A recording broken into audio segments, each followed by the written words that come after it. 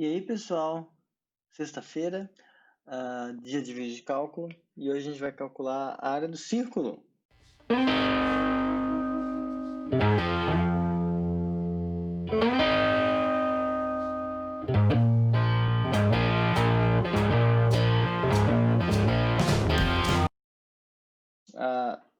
Bom, vocês estão vendo que a lousa já está com coisa escrita, é porque o OBS deu um pau e, enfim, eu perdi uns 20 minutos de gravação.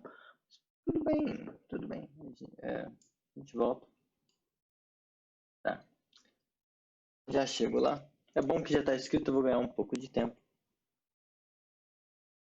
A gente vai falar só do cálculo da área do círculo.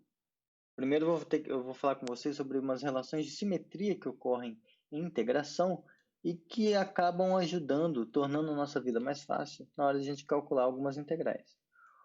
São relações de simetria que acontecem, é bom saber, porque knowledge is power.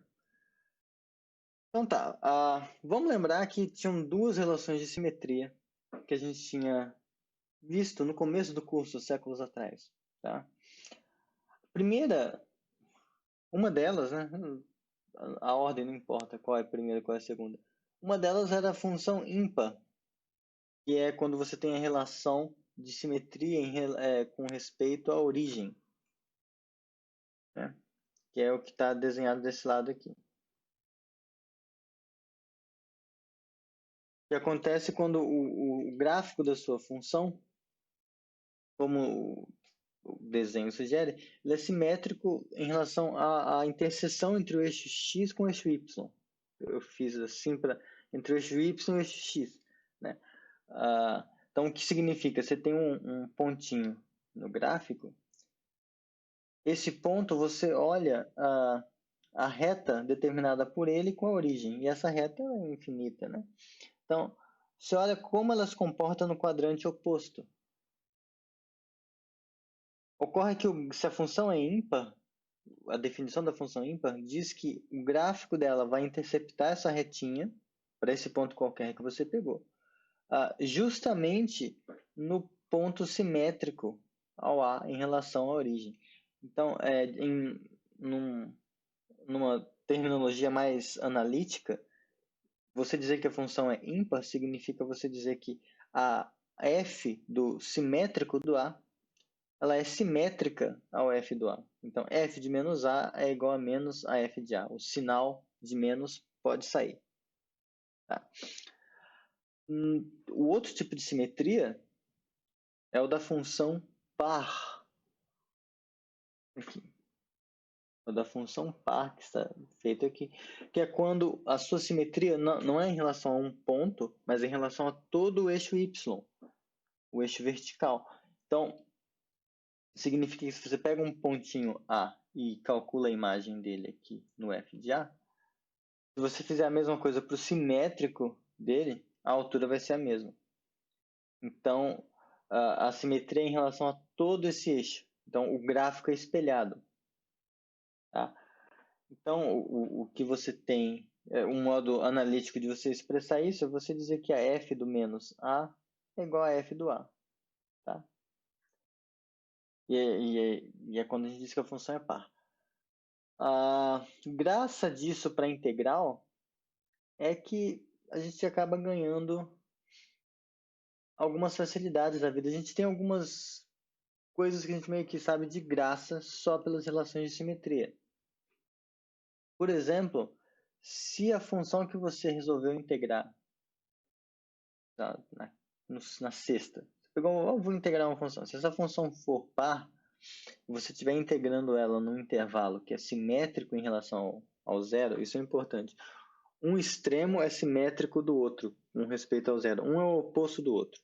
É do menos 2 ao 2, do menos 3 ao 3, do menos 7 ao 7. Tá? Coisas assim. E você vai calcular a integral num intervalo dessa forma, de uma função que é par. Então, esse resultado é a mesma coisa que você fazer duas vezes a integral da função de zero até um dos extremos, justamente pela relação de simetria. tá? Já que, como é simétrico, essa região ela é idêntica a essa, tá? Então ela vai ter a mesma área. Então, intuitivamente, então a área disso tudo é a soma dessas duas partes. Então, eventualmente, esse tipo de coisa torna mais fácil o cálculo na hora de você ir substituindo, porque às vezes dá uma expressão muito feia aqui e você vai ter que colocar o A e o menos A lá, e aí vai ter um montão de jogo de sinal estranho. E às vezes quando você coloca o zero, só vai cancelar um monte de coisa e vai ficar mais fácil. É uma vantagem, você ganha tempo às vezes de fazer isso. Tá? Mas um cuidado aqui que eu tinha mencionado na primeira vez que eu gravei o vídeo, antes dele bugar, é importante você ter os limites de integração simétricos, tá? Você pode fazer aí no conforto do celular essa conta aqui, para ver se calcular a integral de x ao quadrado de menos 3 até 1, você vai ver que não vai ser a mesma coisa que duas vezes a integral de 0 até 1. Tá? É diferente. Mas, assim, a gente poderia usar essa fórmula se fosse de menos 3 a 3. Então, é importante isso aqui. Tá? A outra relação, que curiosamente a gente não vai usar hoje, é para da função ímpar, que se o intervalo é simétrico e a sua função é ímpar, a integral dá zero. Tá? A intuição, em certo sentido, é análoga a essa, né? Nessa aqui, a integral dava duas vezes a integral calculada na metade do intervalo, porque a simetria era em relação ao eixo y. No caso da função ímpar, a integral é zero justamente porque se a sua função nesse pedaço está aqui assim, nesse pedaço ela vai estar assim. Então, aqui você, por exemplo, vai ter um valor de integral negativo, aqui você vai ter um valor de integral positivo, só que em módulo eles são iguais, então quando você soma dá zero, tá? Um modo um pouco mais analítico de você justificar isso, pode fazer assim, é o que eu estava fazendo na hora que o vídeo quebrou. Tá?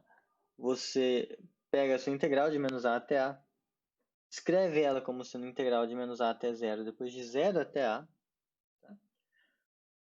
Bom, aí aqui você faz um truque sujo, que eu não tinha falado até aqui porque não tinha sido importante.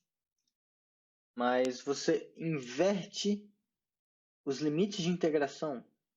É uma coisa que você pode fazer. Você está pegando uma função que você vai integrar de zero, de alfa até beta, que é o que eu tinha colocado aqui. Você vai integrar a função de alfa até beta. Se porventura você quer integrar de beta até alfa, você também pode. Mas você vai trocar o sinal do que você teria antes. Isso se justifica quando você vai na definição da integral como limite. Tá? Aqui eu tinha feito pequenininho, eu vou fazer um pouco maior. Mas quando você tem quando você define integral de alfa até beta de g como sendo o limite das somas de Riemann calculadas nas partiçõezinhas dessa forma aqui, com alfa menor do que beta, por exemplo, que é o jeito usual que a gente faz, esses alfa i's estão uma coisa assim, ó. O alfa i menos 1 menor que o alfa i, que é o subintervalo, os pontinhos da partição, né? Então, quando você faz alfa i menos 1, isso fica positivo. Só que, se você usa essa fórmula, então, para calcular, para dar sentido para sua integral, você pode definir isso aqui, que a integral de beta até alfa, da g, vai ser o limite das somas de Riemann, só que multiplicadas, em vez de alfa i vezes alfa i menos 1, elas vão estar multiplicadas por alfa i menos 1 menos alfa i. você vai estar percorrendo o intervalo ao contrário. Então, você vai estar pegando os pontos maiores e tirando dos menores. Vai estar pegando os pontos menores e tirando os maiores. Então, isso vai. Não, é o contrário. Você estava. Quando você vai calculando isso aqui. Quando você vai calculando isso aqui, desse jeito, você está pegando o maior número, o número que veio depois, no intervalo, e tirando o menor. Então, você vai ter positivo. Mas porque justamente você tá saindo nessa direção aqui. Se você faz nessa direção aqui, que é calcular a integral na ordem contrária, o natural então é que você faça a subtração na ordem contrária. Isso vai te dar um sinal negativo. Tá? É uma das justificativas do porquê a gente faz essa troca aqui. Tá? Bom, aí agora acabou, né? Porque se a gente está com esse negócio dessa forma, só que se a gente fizer uma mudança de variáveis aqui, se a gente chama, por exemplo, u de menos x, tá? E aí a gente faz essa substituição aqui, a gente vai ver que esse valor aqui, só esse rapaz aqui, é idêntico a esse, só que com o sinal trocado. Então vai ter que ser zero, tá? Então, são coisas. Esse é o modo como as relações de simetria interferem no cálculo das integrais. Mas, enfim, acho que quem começou a assistir esse vídeo não começou a assistir pensando nisso. Foi fisgado porque a gente ia calcular a área do círculo, né? Então vamos lá, vamos calcular a área do círculo. Já adianta que a gente vai usar outras coisas. Então suponha que você tem uma circunferência de raio R e você quer saber qual é a área desse negócio, tá? Então, claro, como curso de cálculo, a gente vai usar ferramentas de cálculo para isso. Então, a primeira coisa que a gente faz é pensar nessa circunferência como sendo uma curva no R2. E a gente vai, o termo que os geômetros gostam, a gente pensa nela parametrizada por uma equação. Então, isso aqui, os pontos que estão aqui dentro, um pontinho xy está nessa circunferência, C e somente C quando você faz x ao quadrado mais y ao quadrado, isso aqui é r ao quadrado. Por quê? Pelo teorema de Pitágoras, né? Você pega esse pontinho x xy que eu coloquei aqui, você coloca ele aqui. Quando você faz isso, você vai ter um triângulo retângulo, tá? Aqui mede y, aqui mede x. Como isso aqui é hipotenusa, você vai ter x ao quadrado mais y ao quadrado igual a r ao quadrado. Então, todos os pontos que satisfazem essa identidade estão na circunferência, e se estão na circunferência, então satisfazem essa identidade. Tudo bem, a gente quer então calcular a área desse negócio. Para usar a integral, a gente precisa de uma função. Então, primeira coisa é como transformar isso aqui numa função. Vamos tentar aqui, ó, y ao quadrado igual a r ao quadrado menos x ao quadrado. Então, passa a raiz quadrada dos dois lados. Raiz quadrada de y ao quadrado é valor absoluto de y. Isso aqui dá isso. Por outro lado, módulo de y a gente sabe que pode ter, depende do sinal do que está dentro, né? Então, isso aqui diz para a gente que a gente tem essencialmente duas possibilidades, a princípio. A gente pode ter y igual a r quadrado menos x quadrado e y igual a menos raiz quadrada de r quadrado menos x quadrado conforme o x varia em menos r até r, certo? Porque quando ele está aqui, o x vai ser r e o y vai ser zero, e quando ele está aqui, vai estar em menos r. Então, o x está variando de menos r até r.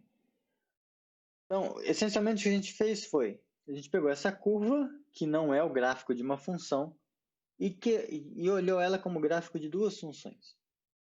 Tem essa função aqui, seria o caso positivo, né?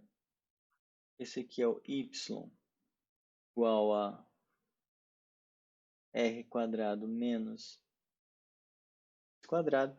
E o outro caso é esse aqui, que é para quando y é igual a menos r quadrado menos x quadrado.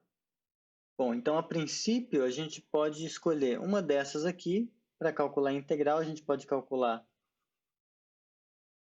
qual é essa integral aqui e depois, como a outra função é só multiplicar por menos, então a gente já tem a outra parte. Então, a princípio, a área do círculo, deixa eu escrever com... Eu devia ter pintado de azul ali, né?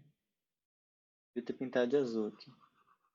Então, a princípio, a área do círculo,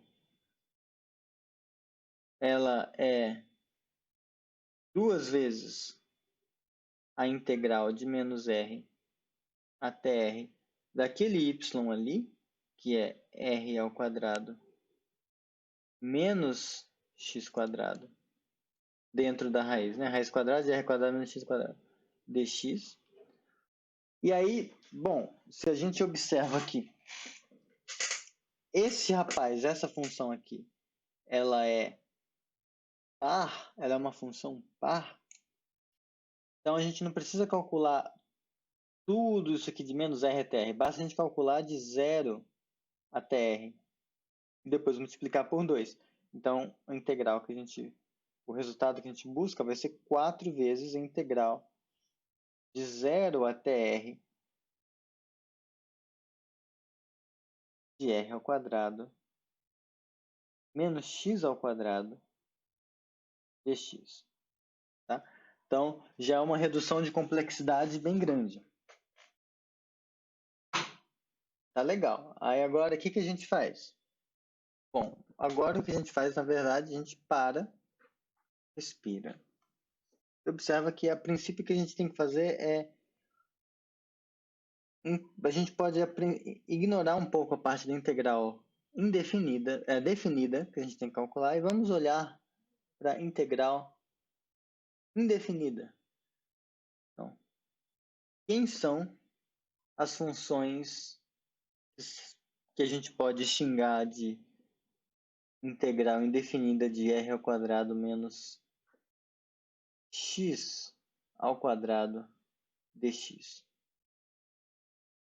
Bom, dado que isso apareceu no círculo, é meio que esperado ou natural que funções trigonométricas apareçam, porque o círculo e trigonometria estão intimamente ligados. Bom, o que a gente vai fazer aqui é uma substituição. A gente vai chamar x como sendo o r, que é o raio do negócio, vezes seno de θ. Nota que uma vez que a gente faz isso, quando a gente faz dx, quando a gente deriva x em relação a θ, isso vira, mantém-se o escalar, derivada de seno é cosseno, então fica cosseno de θ. Então, dx é igual a r vezes cosseno θ dθ. Aqui eu estou completamente pragmático, tá? Não estou nem pensando mais em por que divide ou não. Já aceitei, eu não estou mais discutindo isso. Tudo bem. Agora, se a gente faz agora essas substituições Pega tudo que tiver x, substitui por r seno θ, e pega tudo que tem dx, substitui por isso, aqui, o que a gente vai ter? A gente vai ter esse negócio aqui. Integral de r ao quadrado menos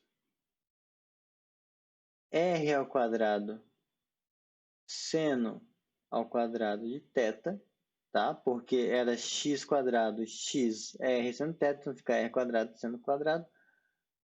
Tá? Só que esse menos está fora do quadrado, então ele permanece. Dx vira r cosseno θ dθ. Agora, isso aqui, a gente pode deixar o r quadrado em evidência.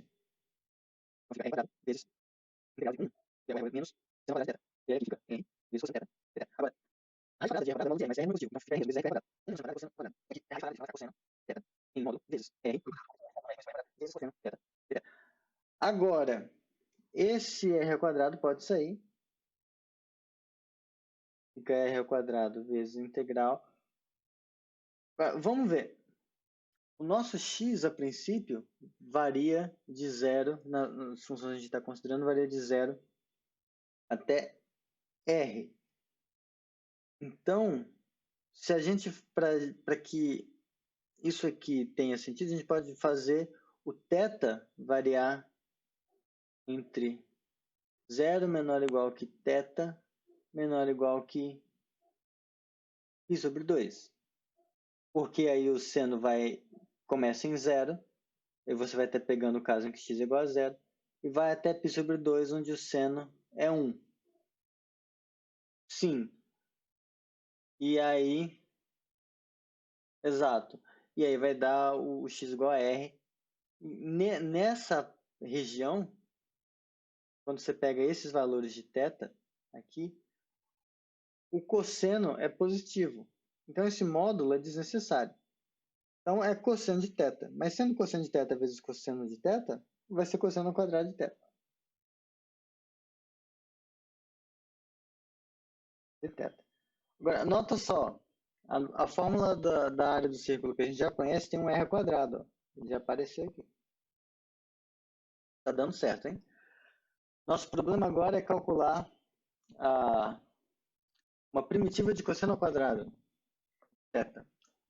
E aí aqui eu fico triste, mas é formulinha trigonométrica, não adianta. Então vamos agora para esse problema, né? Integral de cosseno ao quadrado de θ dθ. Que droga é essa? Bom,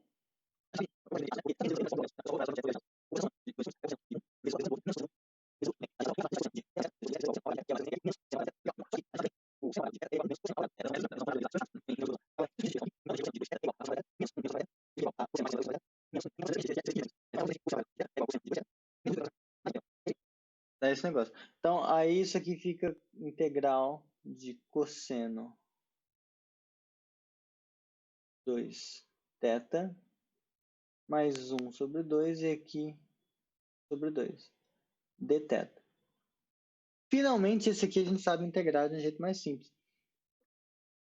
A gente faz a substituição de variáveis. A gente faz chamando. Deixa eu ver com outra cor. A gente faz agora.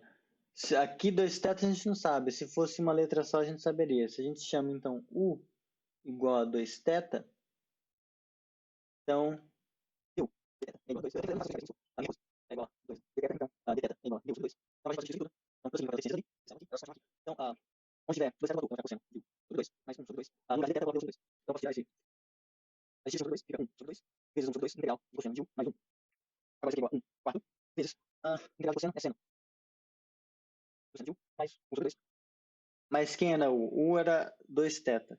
Então é 1 quarto do seno de 2θ mais θ sobre 2. Então, bom, pronto. Porque agora, lembra, a gente queria calcular a integral de 0 até r desse negócio aqui. r ao quadrado menos x quadrado dx. Só que aí a gente combinou que ia fazer isso como... a gente fez uma mudança de variáveis, né? E aí virou a integral no final das contas. Tá aqui. A gente viu que isso ia ser igual a r ao quadrado vezes a integral cosseno ao quadrado de θ. E o θ, nesse caso, ele ia variar de 0 até π sobre 2. Esse foi o nosso combinado. Então, agora a gente só precisa avaliar essa expressão conforme θ varia nesse intervalinho. Então, isso aqui vai ser essa expressão calculada em π sobre 2, subtraída dessa expressão calculada em 0. Mas veja, quando a gente jogar 0 aqui, vai ficar θ igual a 0. 2 vezes θ é 2 vezes 0 é 0. Seno de 0 é 0, então isso aqui morre. 0 sobre 2 é 0, então não vai fazer diferença. A gente só precisa pegar, então, e substituindo θ igual a π sobre 2 nessa bagaça. Então vai ficar r ao quadrado vezes 1 sobre 4 vezes seno de 2 vezes π sobre 2, mais π sobre 2, que é π sobre 4. Então, isso aqui fica... Esse 2 com esse 2 corta. Seno de π é 0. Então, isso aqui morre. E vai ficar r ao quadrado vezes π sobre 4. Esse pedaço deu r ao quadrado vezes π sobre 4. Só que esse pedaço era referente a quem? Era referente a essa parte. A gente tinha visto que a área procurada seria igual a 4 vezes a integral de r ao quadrado menos x ao quadrado dx de 0 até r. Portanto, esse cálculo mostra para a gente que isso é igual a 4 vezes π vezes r ao quadrado sobre 4, que é πr ao quadrado, que é, ufa, a área do círculo. Bom, então é isso. E bom final de semana.